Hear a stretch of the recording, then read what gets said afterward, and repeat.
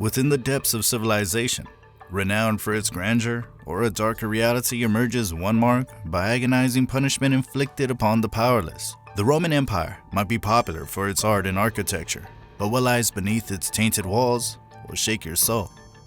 From grueling labor to unfathomable torment, the tales of ancient Roman slave punishments unveil a visceral portrait of an era where the cruelty of humanity knew no bounds. But what happened exactly? In this video, we explain how the slave system worked and what horrific corporal punishment the slaves had to endure. The history of Roman slavery spans over a millennium. From the legendary foundation of Rome in 753 BC to the eventual decline and fall of the Western Roman Empire in the 5th century AD, slavery was deeply ingrained in Roman society and played a crucial role in the economy, culture. In the early days of Rome, slaves were often prisoners of war or individuals captured in raids. They were primarily used for agricultural labor, construction, and domestic work. However, as Rome expanded its territory through conquest, the demand for slaves grew exponentially. Slaves were imported from all corners of the empire, including North Africa, the Middle East, and Europe. But how were the slaves treated? Did they have a good life, or did they have to work very hard, and were they mistreated? The answer is easy to guess. Look here and try to visualize the condition of slaves. In the era of Julius Caesar's short and eventful rule, a pivotal moment arose that would reshape the dynamics of the Roman Senate. The desire to consolidate his support led him to a decision. New seats were to be added. This maneuver was not unprecedented, yet this instance held a unique twist. The arrivals to the hallowed halls of Roman power were not native Romans, but rather individuals from the recently conquered lands of Gaul, present-day France. The Gallic emissaries, having tasted the bitterness of defeat at the hands of Rome, now found themselves stepping onto the stage of their conquerors. The city of Rome filled them with wonder, as it was quite different from their city. But even though Rome looked rich and amazing, the question loomed: could Rome have achieved its remarkable feats without the toil of the enslaved? The answer theoretically might have been affirmative, but such an alternative reality was but a faint whisper in the wind. During the rise of Caesar's power, the slave population in Roman Italy was estimated to comprise 20 to 30% of the total populace, a number that likely surged higher within the ever-expanding and labor-hungry city of Rome itself. This bustling metropolis demanded an array of services, from manual labor to education, with the darker side often involving sexual exploitation, tragically manifested as sexual assault. Slavery in Roman society mirrored its hierarchical structure.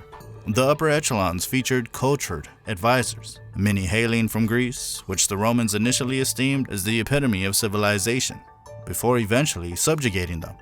Greek tutors, though bearing elevated titles, often remained enslaved, serving as status symbols in elite Roman circles.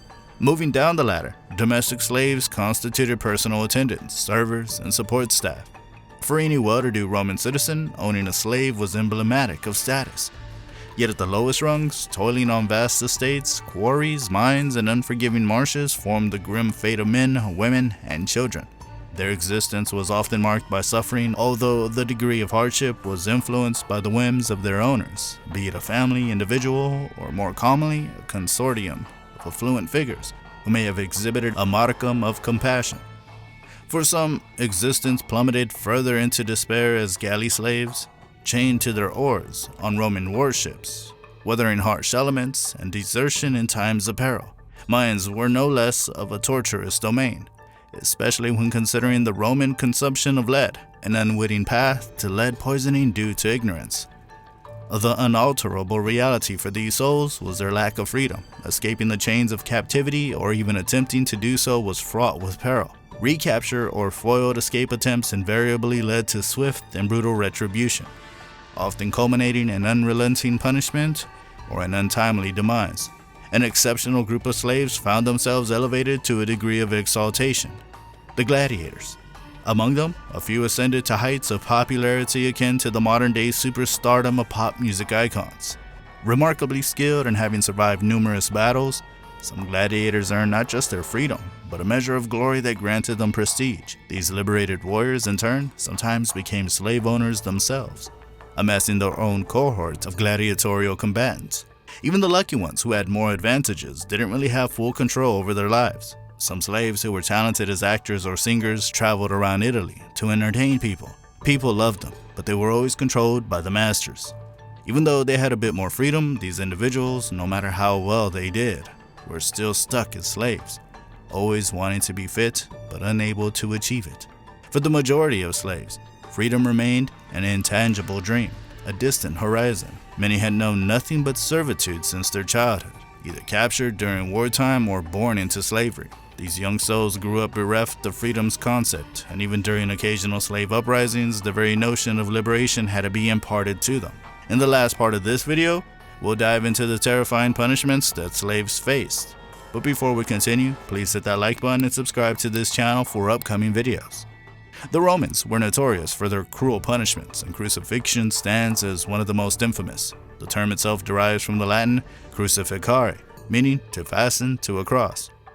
Notable among the crucified is Jesus, whose execution was sought due to the claim of being the King of the Jews, a title that challenged Roman authority.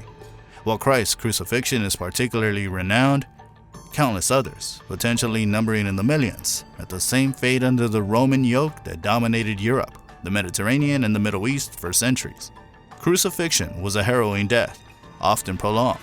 The cruel mechanism could lead to death by drowning, as the weight of the body made breathing a torturous ordeal.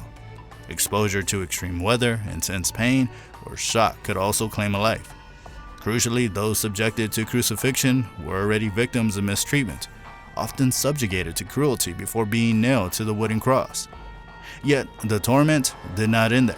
Slaves attempting escape, plotting a revolt, defying orders, or incurring the displeasure of their masters or their families could face a myriad of horrific fates. Often, it was fellow slaves, granted authority as overseers, who acted as executioners, maintaining control through fear. Death for slaves took on countless forms: beatings, arena combat, whipping, and even the stampede of elephants in certain African contexts. Ancient Rome encompassed two distinct realms, the city and the empire, each leaving a profound mark on history. Among the city's famed landmarks, the Colosseum stands as a symbol of grandeur, where colossal spectacles, including gladiatorial contests, captivated audiences. Yet, these amphitheaters, referred to as colosseums, were scattered across the empire, hosting events drenched in blood. Nimes, France, for instance, boasts a remarkably preserved Roman Colosseum, which bore witness to its own share of gladiatorial games. While gladiatorial combat was the dominant feature, colosseums served as areas of execution and, chillingly, entertainment executions. Slaves often forced their way within these stoned walls, particularly those found guilty of rebellion or, more infamously, professing the then budding Christian faith. Some slaves, fashioned as former adversaries of Rome, reenacted historical battles, while countless others met their gruesome demise, devoured by lions, mauled by tigers, or crushed by bears. In 73 to 71 BCE, the Thracian Greek gladiator Spartacus led a momentous slave uprising, a cataclysmic conflict not simply termed a revolt but deemed the Third Servile War by historians and Romans alike. Although Spartacus perished, his legacy endured through the battle cries of his followers, culminating in a grisly fate for thousands who were crucified along the Appian Way leading to Rome. The business of trading slaves in ancient Rome was strong, and most of the slaves came from regions the Roman Empire controlled, like Africa and the Middle East. The rich people took an even more cruel tactic by purposely having their own slaves give birth to more slaves. Women and girls were purposefully impregnated by fellow slaves or their owners to birth a ready-made enslaved populace. The terrible use of people for sex didn't just stop at making them have babies. It also showed itself in the big brothels in Rome. Not all the people who worked in hotels were slaves, but a lot of them were. They were mostly young women and girls, and also some young men and boys. While freedom remained a distant dream for most slaves, some managed to break their shackles. Many earned their emancipation, particularly those who toiled within the close quarters of their masters' homes or on smaller estates, forging bonds that sometimes led to freedom in the owner's will. Desperate liberation, the vast majority were denied Roman citizenship, an elusive privilege often contingent upon military service within the Roman auxiliary forces, a path requiring years of dedication. What are your thoughts after watching this video? Let us know in the comments below, and don't forget to subscribe to our channel for upcoming interesting videos.